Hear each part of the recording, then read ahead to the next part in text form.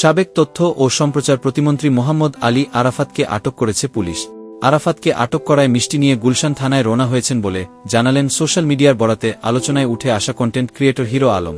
সেই সঙ্গে আরাফাতের বিরুদ্ধে হত্যাচেষ্টা মামলা করবেন বলেও জানান তিনি। গত বছর ঢাকা ১৭ আসনে ২০২৩ সালের উপনির্বাচনে প্রতিদ্বন্দ্বী সাবেক তথ্য প্রতিমন্ত্রী মোহাম্মদ আলী আরাফাতের প্রতিদ্বন্দ্বী ছিলেন এই কন্টেন্ট ক্রিয়েটর। নির্বাচনে অংশ নেওয়ায় ভেটের দিন হিরো আলমকে পিটিয়েছিল দুর্বৃত্তর। ওই দিনই তিনি জানিয়েছিলেন তাকে পেটানো সেসব লোকজন আরাফাতের সমর্থক। হিরো আলম বলেন, আপনারা দেখেছেন আমি ঢাকা ১৭ আসনের উপনির্বাচনের বনানী বিদ্যানিকেতন স্কুল অ্যান্ড কলেজের ভোটকেন্দ্র পরিদর্শনে গিয়েছিলাম। সেখানে প্রতিমন্ত্রী আরাফাতের নির্দেশে কিছু লোক আমাকে মেরে ফেলতে চেয়েছিল। দায়িত্বরত পুলিশও আমার পাশে দাঁড়ায়েন। কোনো মতে বেঁচে ফিরেছিলাম। মিষ্টি নিয়ে থানায় কেন, এমন প্রশ্নের জবাবে আলম বলেন, আমি জেনেছি আরাফাতকে গুলশান থানায় নেওয়া হয়েছে, তাই থানার সামনে গিয়ে মিষ্টি বিতরণ করার সিদ্ধান্ত নিয়েছি। এটাই আমার কাছে বড় প্রতিবাদ ও আনন্দের বিষয়। এদিকে মোহাম্মদ আলী আরাফাতের বিরুদ্ধে আগামীকাল কোর্টে গিয়ে মামলা করার কথাও জানান হিরো আলম।